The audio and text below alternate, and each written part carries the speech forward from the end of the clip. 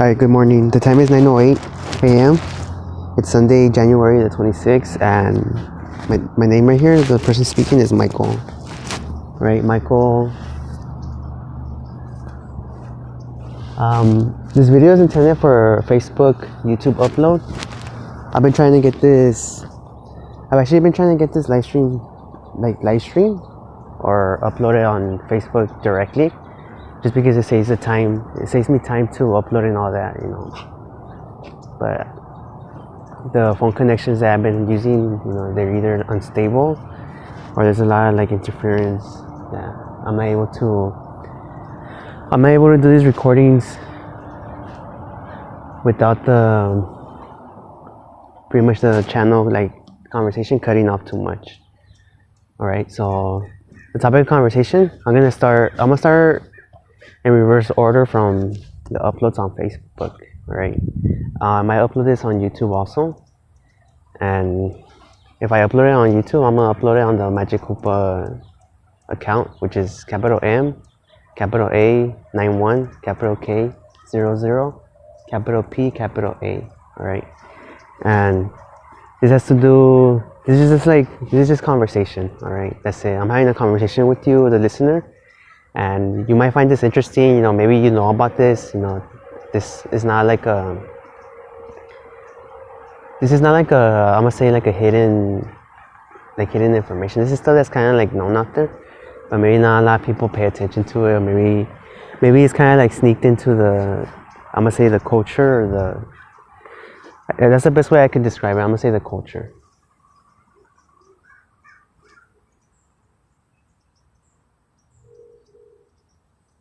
Right, so the concept of this live stream, it's a recorded, audio, but for Facebook purposes, I'm saying live stream. Right, this conversation is about a topic that I call it fancy waste. Right, and fancy waste is a concept that maybe a lot of people don't know about it. It's kind of it's known, but maybe people don't understand what it is. Right? Fancy waste is whenever they have an abundance of, let's say, an element or material, and technically everything that's material is element. Right? It's not main elements, but everything is element.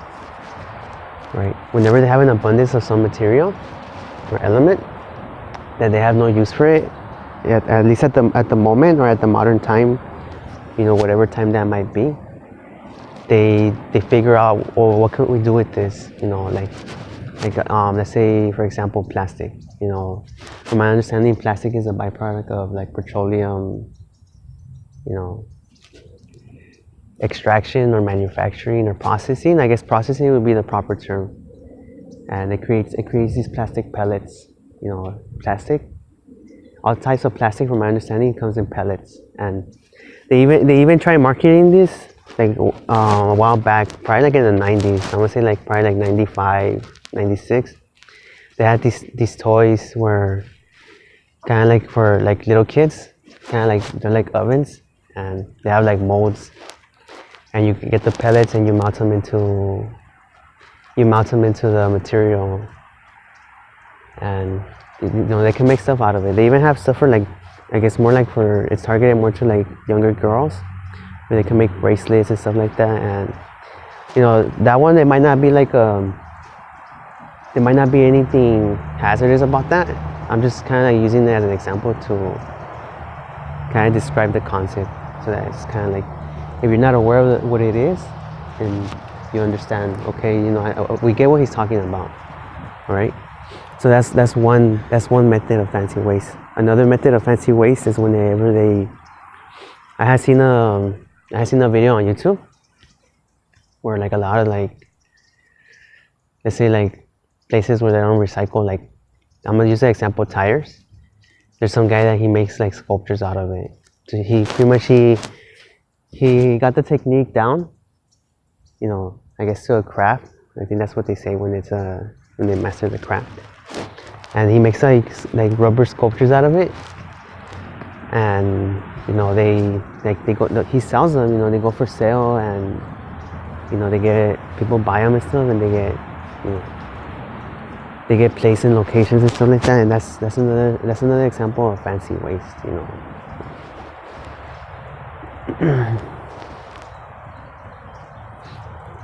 The fancy waste that I'm talking about. I don't know if have you guys ever seen Back to the Future, the movie, the first movie, the Doc, you know, Doc Brown.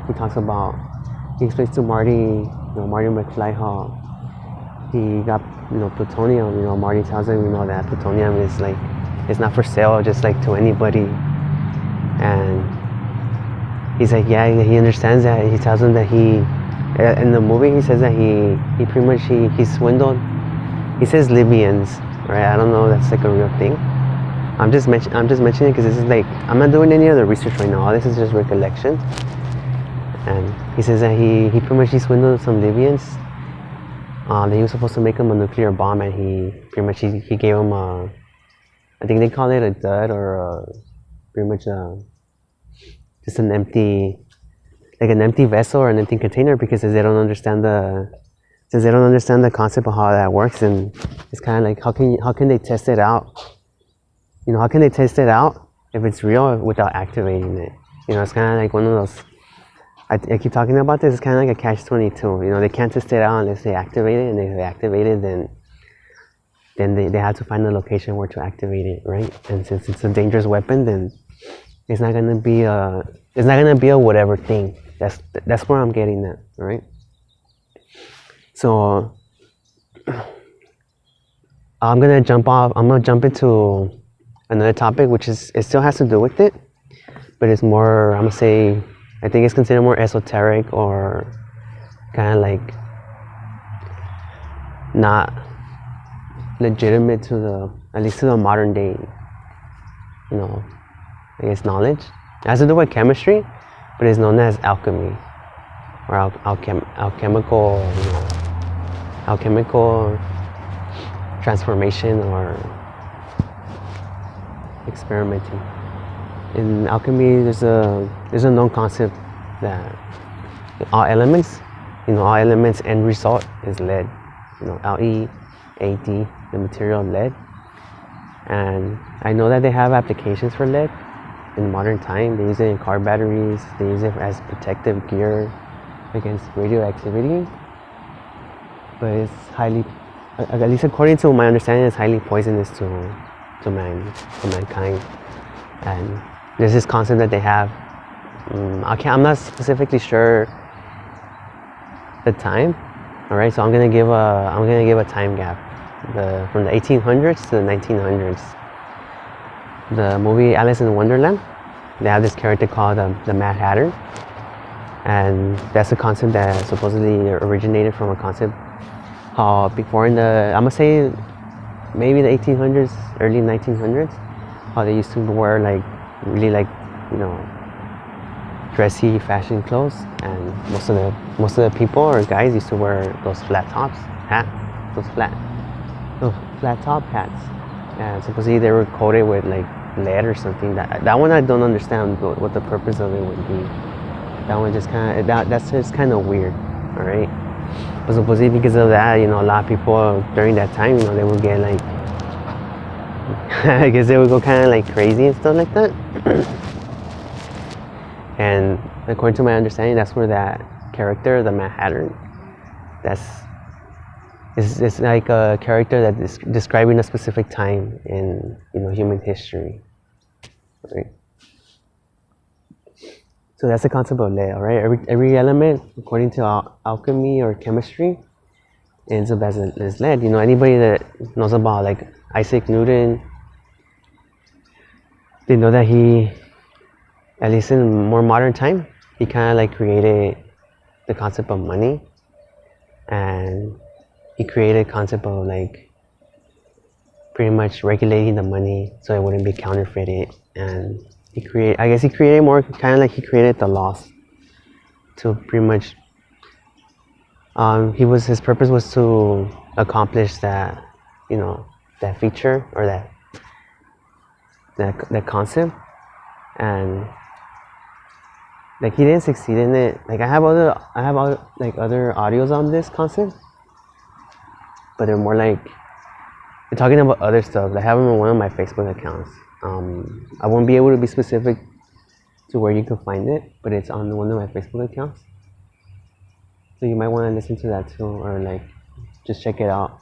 You know, if you have nothing to do, or if you find this concept interesting, you know, this topic might not be for everybody. You know, it might be just I'm just throwing it out there, and like I said, a lot of the stuff, a lot of the recordings that I leave, you know, that I'm like putting on there, I'm putting them there for my son, because as I don't get to spend time with my son, you know, it's just conversations that we would have before, and when he was like more like, I guess like a kid, or more like a child. So I'm just kind of like leaving a record for him, you know, to in case he ever needs to reference anything. And anybody, pretty much, I understand the concept that anybody that comes around, you know, the information will be like, oh, look, you know, this guy's talking about this, you know, they might find it interesting.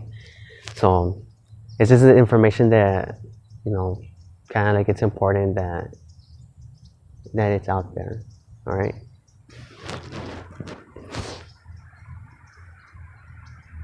So, you know, Nathan, this is information that we talked about.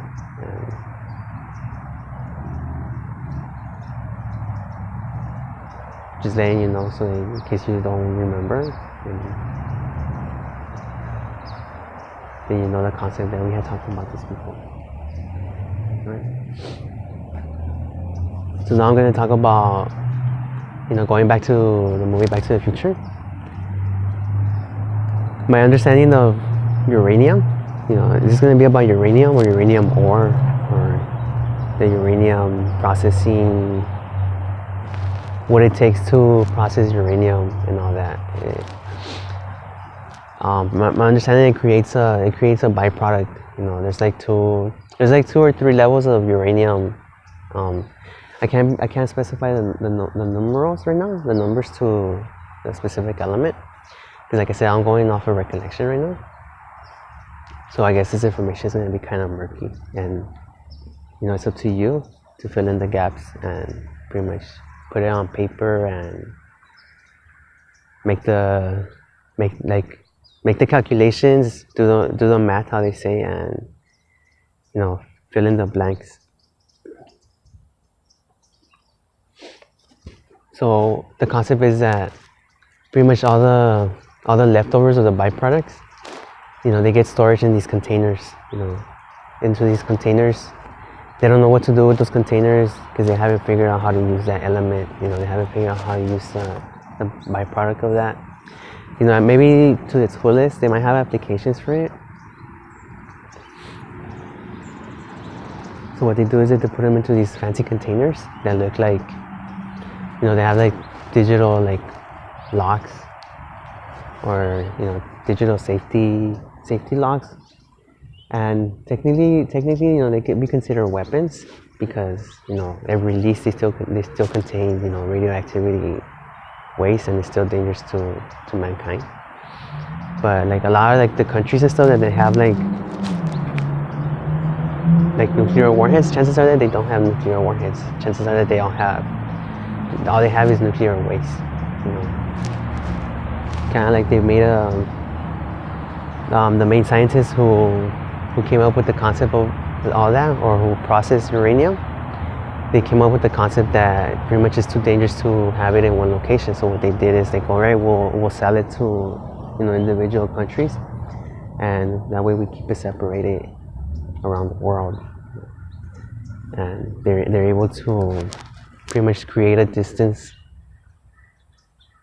for the radiation to pretty much have like I'm gonna say clear or clean zones, right? So that's pretty much the conversation for this. It's just like it's not nonsense conversation, but let's call it nonsense conversation. So now I'm gonna jump back to the lead conversation. Pretty much like lead, they use it in glass. You know, anything crystal, you know, there's always like a 50-50 chance that it's lead. And like at least in California, they have a proposition. I think it's Proposition 85, where they're supposed to let you know that, you know, the continent that you're buying contains lead, because pretty much they know that it's hazardous to mankind or humans. They say humans. All right. Let's just say humans. For anybody that hears this audio, you're able to identify lead, any lead material, element, anything that you buy that has lead, usually it's black. For the majority of the stuff in manufacturing, it's black. Because like I said, it's like it's a byproduct of something else. Usually it's black, usually it's plastic, usually it's like soft, like a soft, kind of like rubbery. A cheaper version of rubbery plastic, it's usually like glossy or kind of looks slimy, and it has a strong smell. I can't describe the smell right now, but pretty much if you ever come across like something that contains lead and it has the characteristics that I'm describing, and it has a strong smell to it, chances are that it contains lead. You know, chances are that it is a lead byproduct, you know, material. And so I'm just kind of like giving you a side note of how to like identify that. All right, and that's the concept of fancy waste. All right, and that's gonna be the end of this recording. I'm gonna come back and do probably like 2 or 3 more recordings, and I'm gonna go into detail about the rotary. I tried doing these recordings already. It's just that like I said, the connection to my phone that I'm using is like, it's not stable, and I try using other locations, and the connection is still not stable enough to get through the live stream without it, you know, being too many interruptions. That's not myself, you know. I haven't done this in a while, so like I said, I said this before in all the recordings, you know, it's gonna take like a couple like prior recordings or a while before I get into the rhythm of the conversation without kind of like getting stuck on myself too much. Or since this is not like a written speech, this is not like a written anything, it's just kind of like I said, I call it recollection, but a lot of people understand it as just winging it, right? So just understand that, all right? All right, laters to all you listeners, whether it's on Facebook, YouTube, or in any other, you know, type of media that you might come across this recording. You know, this is Michael here, so just saying hi to you all, and Nathan, you know, hi, and all right.